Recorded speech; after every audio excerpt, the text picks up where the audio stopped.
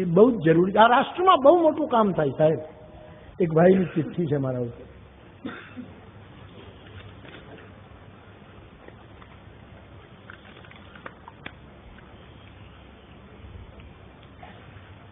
બાપુ, મારે નિવૃત્તિ સમયે 10 લાખ રૂપિયા આવે છે, આવવાના છે, અને તમારી વાત સાંભળીને એમાંથી 10મો ભાગ 1 લાખ રૂપિયા મારે કાઢવા છે, 10મો ભાગ.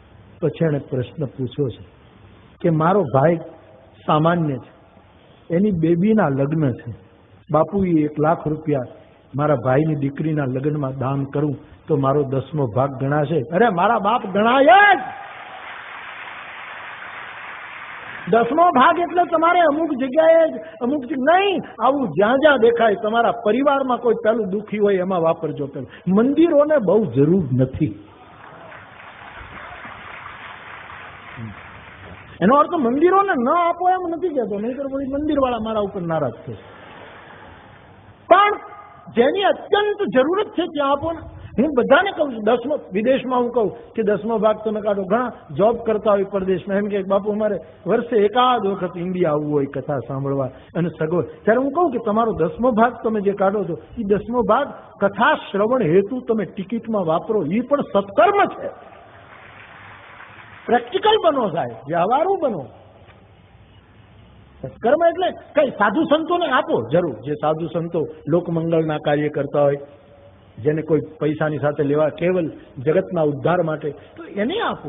પણ વધારે આપવાની જરૂરત દીનહીન સમાજ, વંચિત, દલિત, જે સમાજથી તરછોડાયેલો છે, જેને કોઈ આપતું નથી, એને આપો.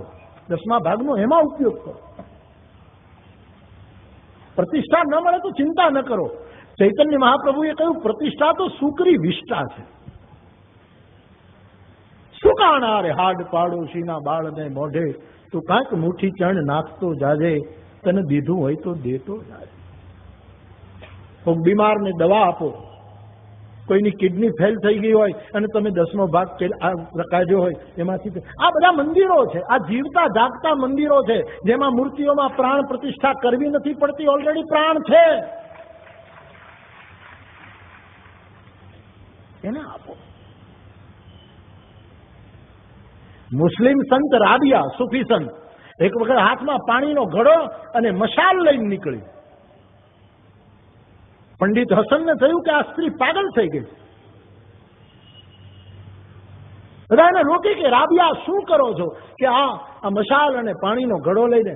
કે નહીં, મારે આ મશાલથી નરકને બાળી દેવું છે ને આ પાણીથી સ્વર્ગને ડૂબાડી દેવું છે. કારણ કે લોકોની એવી ધારણા થઈ ગઈ કે અહીંયા પુણ્ય કરો તો સ્વર્ગ મળે, અહીંયા ન કરો તો નરક મળે. નહીં, ભૂખ્યાને રોટલો આપો. પુનિત મહારાજ કહેતા, દો ભૂખ્યાને ભાખરી, પ્રભુને દેજો મન. રોગીને દવા, એમાં 10મો ભાગ. ગામની ગાયો રખડતી હોય એને કોઈ દત્તક લે, એમાં તમારો 10મો ભાગ વાપરો. કોઈ બાળકોની ફી ભરી દો વાલી બનીને. હું તો એમ કહું દરેક નગરના પૈસા દરેક નગરમાં વપરાય તો બીજા કોઈની સહાય. આખું ગામ જો 10મો ભાગ કાઢે અને ગામના 5 વડીલો ભેગા થઈ નક્કી, આખા ગામમાં શૌચાલય થઈ જાય સાહેબ. શૌચાલય થઈ જાય.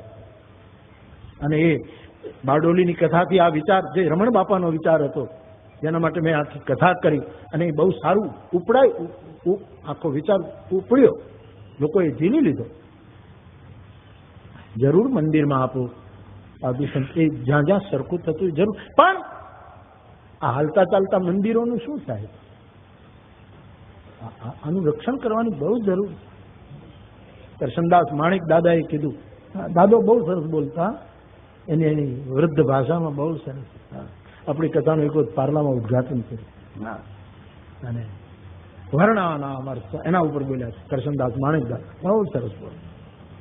લખ્યું કેવું છે એનું, ભાગવતના કથાકારોએ ભાગવત રહસ્ય નામનું પુસ્તક વાંચવા જોઈએ, કરશનદાસ માણેકનું. સાહેબ, ભાગવતજીના પ્રસંગોના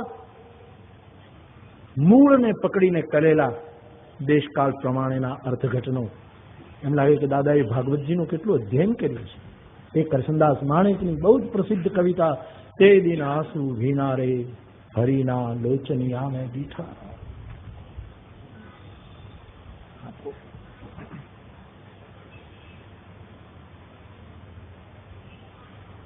બાપ 10મો ભાગ દરેક કાઢે. મારી વાત તમારા સુધી પહોંચે તો હું દરેક કથામાં લગભગ આ વાત કરું. 1 લાખ રૂપિયા કમાઓ તો 10,000 જુદા કાઢ નાખો. એ 10,000 ઈશ્વરનો ભાગ છે, ભગવાનનો ભાગ છે. અમારે રમેશ પારેખની એક કવિતા હતી, ભગવાનનો ભાગ. 10મો ભાગ ઈશ્વર, કારણ કે આપણને ઈશ્વરે બુદ્ધિ આપી, એમાં આપણે કમાણા, એટલે 10મો ભાગ તો ભલે 90% બુદ્ધિ તમારી હશે, લ્યો, આપણી તો 1% નથી. બુદ્ધિ પ્રેરક શિવ, છતાંય 10મા ભાગને જો આપણે કેવલ બીજાના હેત માટે કાઢીએ તો કેટલું મોટું સામાજિક કાર્ય બહુ મોટું થઈ જાય સાહેબ, બહુ મોટું કાર્ય. આમ ગણતરીપૂર્વક કાઢો 10મો. 1 લાખ કમાવો એટલે 10 લાખ, 10,000 જુદા કરો. પછી ટેક્સ બેક્સને જે ગણતરી કરીને તમને જે રીતે વધારે ફાયદો થાય એ રીતે તમે કરો, એની છૂટ છે. 10,000 જુદા કરો. પણ જો તમને એમ લાગતું હોય કે બાપુ 10,000 વધારે કહેવાય તો 50,000 કમાવો, 5,000 જ કાઢવા પડે. મારાથી તો જેટલી રાહત અપાય એટલી આપો.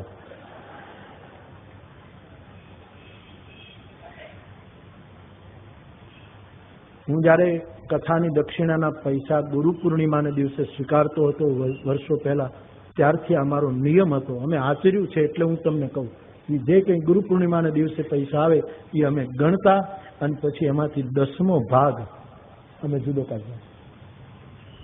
અમારા પરિવારના ગુજારામાં જો એ વખતે ક્યારેક 10,000 આવે, ક્યારેક 20,000 કે જે કંઈ આવતું તેમ 10મો ભાગ જુદો.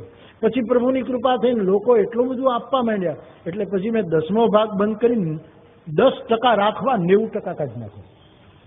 100 રૂપિયા હું 10 રૂપિયા રાખતો હતો, 90%. અને પછી પાછી પ્રભુએ કૃપા કરી કે હવે તો કઈ, કારણ કે લોકો બાજરો લઈ આવે, લોકો ખાંડ લઈ આવે, અમારે તો કઈ ખરીદવું ન પડે એવી સ્થિતિ આવી. ત્યારે એમ લાગ્યું કે હવે 90 પૂરેપૂરો ભાગ, હવે કોઈનો પૈસા રાખવા, બધું જ કશું કોઈની પાસે લેવું નહીં, કંઈ નહીં. એટલા માટે હું તમને કહેવાનો અધિકારી છું સાહેબ. ન કર્યું હોય તો મને મારી જીભ જ ન હાલે સાહેબ.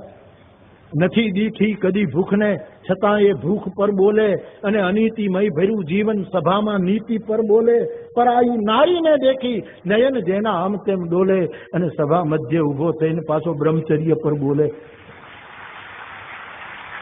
સરસ્વતી શ્રાપ આપે સાહેબ.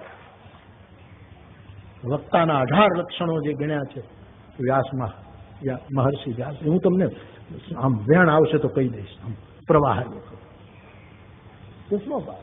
મારા દેશની બેન બેટીઓ બધા જો 10મો ભાગ કાઢે. અને સાહેબ વિદેશના બાળકો યુવાનો 10મો ભાગ કથા સાંભળીને કાઢે. દેશમાં આવે ત્યારે કે બાપુ અમારી આ પોકેટ મનીનો 10મો ભાગ. કોઈ ગરીબ વિદ્યાર્થીને પુસ્તકોમાં આપો, દવા આપો. આમ આ લોકો હાથે આવું જો આપણે કરીએ તો કેટલું મોટું કામ. અને મારી બહેનો અને માતાઓને મારી પ્રાર્થના કે પુરુષો કદાચ કંજૂસ હોય અને ન કાઢે તો તમે તમારી રીતથી, આવું તમને ચડાવતો નથી, સાવચેત કરું. પેલા પતિ ને પત્નીએ પૂછ્યું કે આ ફેબ્રુઆરીમાં બજેટ કેન્દ્ર સરકારે બહાર પાડ્યું, એમાં સીધા કરવેરા અને આડા કરવેરા એ મને કઈ સમજાતું નથી. એટલે એના પતિએ જવાબ આપ્યો કે મહિને ઘર ખર્ચના જે હું તને રૂપિયા આપું છું એ સીધા કરવેરા, અને મને ખબર ન હોય એમ તું કોર્ટમાંથી ઉપાડી લે છે